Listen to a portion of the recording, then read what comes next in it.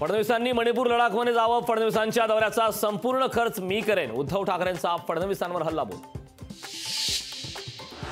अंबादास दानवेंनी घेतली चंद्रकांत खैरेंची भेट, उमेदवारी जाहीर झाल्यानंतर शुभेच्छा देण्यासाठी दानवे खैरेंच्या निवासस्थानी।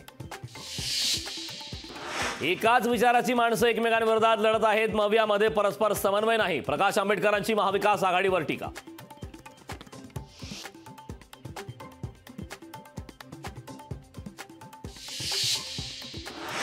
सत्ताधाऱ्यांना फक्त शरद पवारांना हरवायचंय, त्यामुळे घर फोडून वहिनीला उमेदवार केलं, सुप्रिया सुळेंची भाजपवर टीका।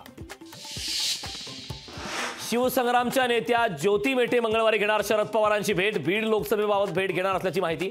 काही दिवसांपूर्वी ज्योती मेटेंनी घेतली होती फडणवीसांची भेट।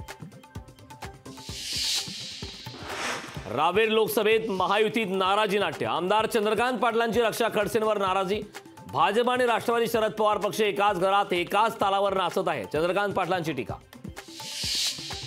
दिल्लीत जागा वाटपासंदर्भात इंडिया आघाडीची बैठकीसाठी उद्धव ठाकरे, आदित्य ठाकरे राऊत दिल्लीत दाखल, मवियातील तिढा असलेल्या जागांवर चर्चा होणार। इंडिया आघाडीची दिल्लीत लोकशाही वाचवा रॅली, इंडिया आघाडीतील सर्व घटक पक्ष रॅलीत सहभागी होणार, केजरीवालांच्या पत्नी सुनीता केजरीवाल ही राहणार उपस्थित। इंडिया आघाडीच्या महारॅलीला प्रत्युत्तर म्हणून भाजपकडून मेरठमध्ये जाहीर सभा, सभेच्या माध्यमातून पंतप्रधान नरेंद्र मोदी करणार प्रचाराला सुरुवात। महाराष्ट्रातील भाजपच्या सर्व क्लस्टर प्रमुखांची आज बैठक, भाजप प्रदेश कार्यालयात संध्याकाळी 6 वाजता बैठक, बैठकीला देवेंद्र फडणवीस, बावनकुळे राहणार उपस्थित। माजी उपपंतप्रधान लालकृष्ण अडवाणी यांना भारतरत्न पुरस्कार प्रदान, राष्ट्रपती द्रौपदी मुर्मूंनी अडवाणींच्या घरी जाऊन दिला पुरस्कार प्रदान, ते करणार।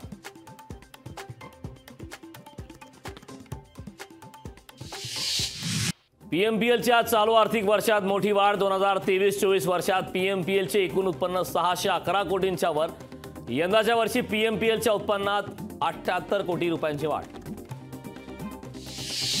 मराठा आंदोलक मनोज जरांगेंची जूनमध्ये होणार नारायणगडावर जाहीर सभा, सभेला 6 करोड मराठा येणार असल्याचा मनोज जरांगेंचा दावा। प्रकाश शेंडगे सांगली लोकसभेच्या मैदानात, सांगली काँग्रेसने आपल्याला पाठिंबा द्यावा, इतर मतदारसंघात काँग्रेसच्या ओबीसी उमेदवाराला पाठिंबा देऊ, प्रकाश शेंडगेंचा काँग्रेसला प्रस्ताव। छत्रपती संभाजीनगरमध्ये महिला पाण्यासाठी आक्रमक, पुंडलिकनगर परिसरात पाणी सोडले जात नसल्याचा आरोप, महिलांनी पाणी सोडणाऱ्या कर्मचाऱ्यांना दाखवला इंगा। बळवंत वानखेडेंचे उत्पन्न 22 लाख रुपये, वानखेडेंकडून आयकर विवरणात माहिती, ग्रामपंचायत सदस्य ते आमदार, आता लढणार खासदारकीची निवडणूक। छत्रपती संभाजीनगरमधील मराठा समाजाच्या बैठकीत झालेल्या मारहाण प्रकरणी 12 जणांवर गुन्हा दाखल, सुशिक्षितासह लोकसभेत संधी देण्याची केली होती मागणी।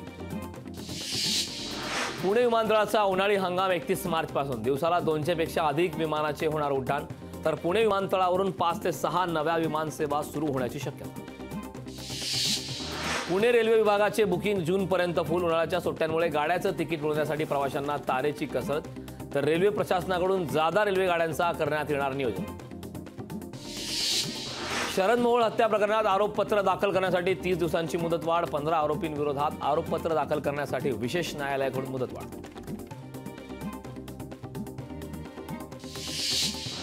उजनी जलाशयातील पाणी कमी झाल्याने पळसनाथ प्राचीन मंदिराचं दर्शन, शिल्पकलेचा उत्कृष्ट नमुना असलेले हे मंदिर पुन्हा एकदा दिसू लागल्याने जुन्या आठवणी पुन्हा जाग्या झाल्या। राज्यात उन्हाचा कडाका वाढला, सोलापूरच्या जेऊरमध्ये 42.5 अंश तापमानाची नोंद, तर परभणी, नांदेड, बीड, उदगीरमध्ये पारा 40 अंशाच्या वर।